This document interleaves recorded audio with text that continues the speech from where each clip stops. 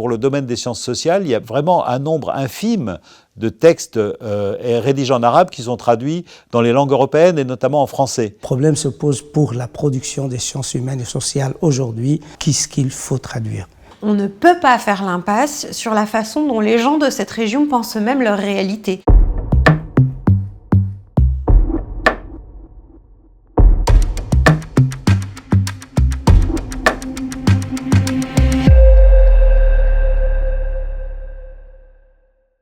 La circulation des savoirs et des livres, elle est profondément inéquitable. C'est vraiment un acte fort de dire nous produisons un travail de recherche sur notre propre société à partir d'ici, à partir de la sensibilité de nos chercheurs. Et ne pas traduire ces travaux-là, ces savoirs-là, c'est se couper d'un dialogue à part égale. Il y a maintenant un nœud qui est la langue anglaise qui devient la langue qui fait en quelque sorte la géographie des traductions. Il faut encourager ces liens directs entre les élites et aussi les universités, entre les deux rives de la Méditerranée pour permettre une certaine autonomie de la traduction méditerranéenne.